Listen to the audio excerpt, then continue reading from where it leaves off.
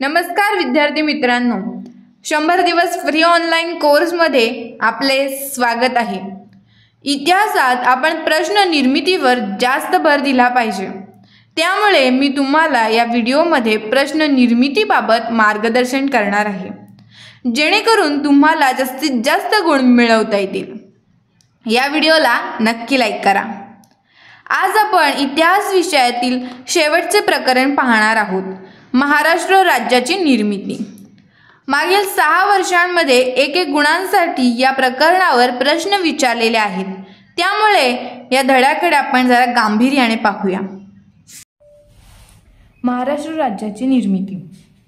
सुरुवातीलाच प्रश्न तयार होतो बघा।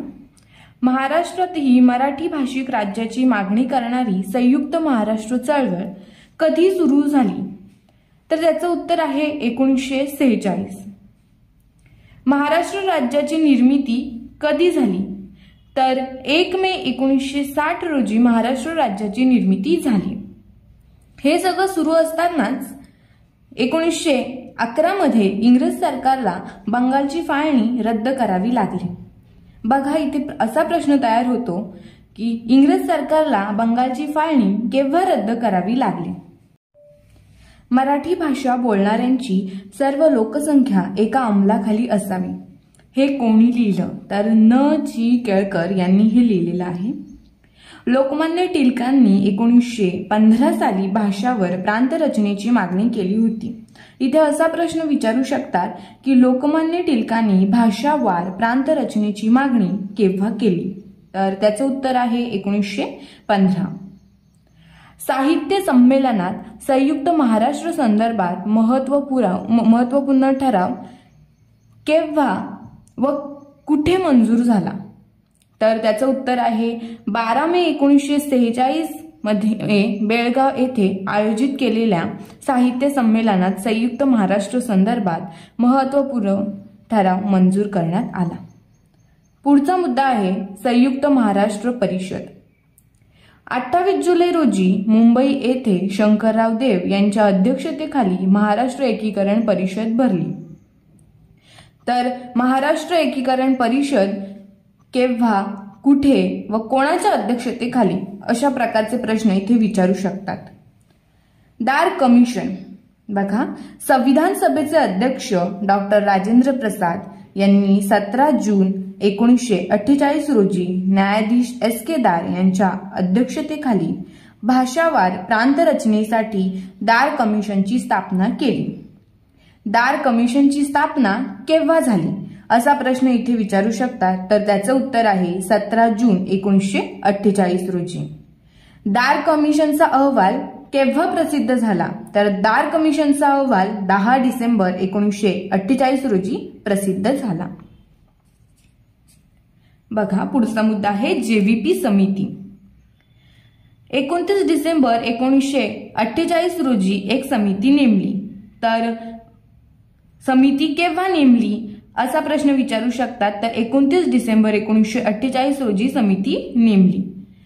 यात पंडित जवाहरलाल नेहरू, वल्लभभाई पटेल, पट्टाभिसी तारम्मय्या यांचा समावेश होता। यात कोणाचा समावेश होता असा देखील इथे प्रश्न विचारू शकतात।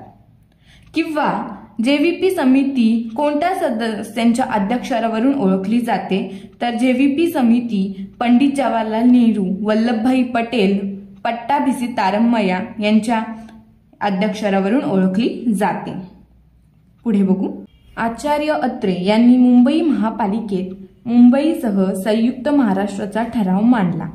तर मुंबई महापालिकेत मुंबईसह संयुक्त महाराष्ट्राचा ठराव कोणी मांडला? तर आचार्य अत्रे यांनी हा ठराव मांडला। यात किती मतांनी मंजूर झाला? तर 35 मतांनी मंजूर झाला। पुढचा मुद्दा, राज्य पुनर्रचना आयोग। भारत सरकारने न्यायमूर्ती S. फाजल अली यांच्या अध्यक्षतेखाली 29 डिसेंबर 1915 रोजी राज्य पुनर्रचना आयोग स्थापना केली। तर बघा, याची स्थापना कधी झाली किंवा त्याचे अध्यक्ष कोण होते असा प्रश्न इथे विचारू शकतात। 10 ऑक्टोबर 1955 रोजी आपला अहवाल सादर केला। अहवाल कधी सादर केला असाही प्रश्न इथे विचारू शकतात. तर 10 ऑक्टोबर 1955 रोजी. या अहवालात मुंबईचे द्विभाषिक राज्य निर्माण करावे अशी शिफारस केली. या अहवालात कोणती शिफारस केली असाही प्रश्न विचारू शकतात. तर मुंबई द्विभाषिक राज्य निर्माण करावे अशी शिफारस करावी. नागपूर करार. सर्व मराठी भाषिक जनतेचे एक राज्य स्थापन करण्यासाठी 1953 मध्ये नागपूर करार झाला. नागपूर करार कधी झाला असाही प्रश्न विचारू शकतात. तर 1953 मध्ये नागपूर करार झाला. सर्वात महत्वाचा मुद्दा, महाराष्ट्रापासून मुंबई वेगळी करायला आपण प्राणपणाने विरोध करू असे कोण म्हणाले? तर शंकरराव देव म्हणाले. 7 नोव्हेंबर 1955 रोजी कामगारांची सभा झाली. इथे असा प्रश्न विचारू शकतात की कामगारांची सभा कधी झाली? तर 7 नोव्हेंबर 1955 मध्ये झाली. अध्यक्षस्थानी कॉम्रेड श्रीपाद अमृत डांगे होते. अध्यक्षस्थानी कोण होते असा देखील प्रश्न विचारू शकतात. तर कॉम्रेड श्रीपाद अमृत डांगे होते. या अधिवेशनात SM जोशी यांनी ठराव मांडला की मुंबई विदर्भासह संयुक्त महाराष्ट्र व्हावा. हा ठराव कोणी मांडला असाही प्रश्न इथे विचारू शकतात. तर SM जोशी यांनी हा ठराव मांडला. प्रत्यक्ष संघर्षाला सुरुवात. सायकाली कामगार मैदानावर सुमारे 50,000 लोकांच्या उपस्थितीत जाहीर सभा झाली. कामगार मैदानावर किती लोकांच्या उपस्थितीत जाहीर सभा झाली? 21 नोव्हेंबर 1955 रोजी एक दिवसाचा लाक्षणिक संप करण्याचा निर्णय घेतला गेला. तर लाक्षणिक संप कधी घेण्याचा निर्णय झाला असाही प्रश्न विचारू शकतात. तर 21 नोव्हेंबर 1955 रोजी एक दिवसाचा लाक्षणिक संप करण्याचा निर्णय घेतला गेला. बघा, 6 फेब्रुवारी 1956 रोजी केशवराव जेधे त्यांच्या अध्यक्षतेखाली पुण्याच्या टिळक स्मारक मंदिरात सभा झाली. टिळक स्मारक मंदिरात सभा कधी झाली, त्याचे अध्यक्ष कोण होते, अशा प्रकारचे प्रश्न इथे विचारले जाऊ शकतात. अध्यक्षपदी कॉम्रेड श्रीपाद अमृत डांगे, उपाध्यक्ष डॉक्टर रा नरवणे, तर सचिवपदी SM जोशी यांची निवड झाली. इथे देखील प्रश्न विचारला जाऊ शकतो, अध्यक्षपदी कोण होते. समितीची स्थापना करण्यात माडखोलकर, आचार्य के अत्रे, मधु दंडवते, प्रबोधनकार केशव ठाकरे, कृ सोवनी यांनी महत्त्वपूर्ण भूमिका बजावली. इथे वेगळा घटक ओळखा अशा प्रकारचे प्रश्न विचारले जाऊ शकतात. बघा, इथे आपल्याला SM जोशी आणि प्रबोधनकार ठाकरे यांचे फोटो दाखवले गेले आहेत. मुंबई महाराष्ट्राला मिळणार नाही हे स्पष्ट झाले. त्यावेळी प्रचंड जनआंदोलने उभी राहिले. या चळवळीत राज्य शासनाने केलेल्या गोळीबारात 106 जण हुतात्मा झाले. तर चळवळीत किती जण हुतात्मा झाले? 106 जण हुतात्मा झाले अशा प्रकारचे प्रश्न विचारले जाऊ शकतात. 106 सुपुत्रांचे हुतात्मा स्मारक कुठे उभारले? तर मुंबईत फ्लोरा फाउंड जवळ उभारले असा प्रश्न विचारू शकतात. 1 नोव्हेंबर 1956 ला द्विभाषिक मुंबई राज्य अस्तित्वात आले. तर मुंबई राज्य कधी अस्तित्वात आले? तर 1 नोव्हेंबर 1956 ला मुंबई राज्य अस्तित्वात आले. त्यानंतर 1957 इथे दिलेल्या व्यक्तींचे नाव काय अशा प्रकारचे प्रश्न देखील आपल्याला परीक्षेत विचारले जातात. मराठी वृत्तपत्रांची आणि शाहिरांची कामगिरी.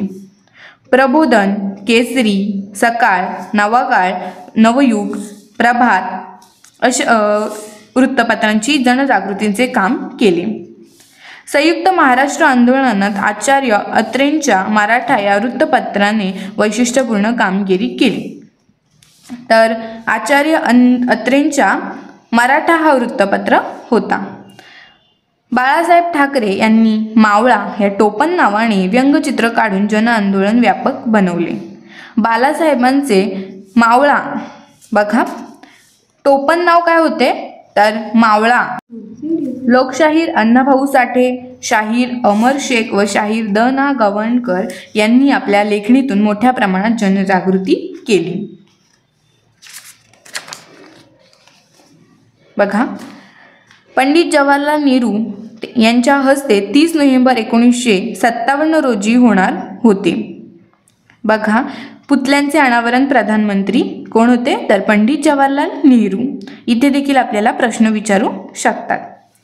काँग्रेसच्या अध्यक्ष इंदिरा गांधी, काँग्रेसच्या अध्यक्ष कोण होत्या तर इंदिरा गांधी यांनी आपले वजन संयुक्त महाराष्ट्राच्या पारड्यात टाकले.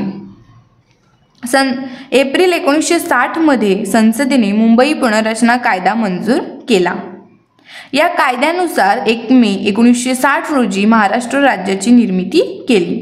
इथे आपल्याला असा प्रश्न विचारू शकतात, संसदेने मुंबई पुनर्रचना कायदा केव्हा मंजूर केला तर एप्रिल 1960 मध्ये मंजूर केला. 1 मे 1960 रोजी पहाटे राजभवनात झालेल्या विशेष समारंभात पंडित नेहरूंनी कामगार दिनाला महाराष्ट्र राज्याची अधिकृत घोषणा केली. तर इथे प्रश्न विचारू शकतात आपल्याला, 1 मे 1960 रोजी घोषणा केली. महाराष्ट्राचे पहिले मुख्यमंत्री म्हणून यशवंतराव चव्हाण यांनी जबाबदारी स्वीकारली. महाराष्ट्राचे मुख्यमंत्री कोण होते तर यशवंतराव चव्हाण होते आणि त्यांनी जबाबदारी स्वीकारली. त्यांचा फोटो देखील आपल्याला इथे दिलेला गेलेला आहे.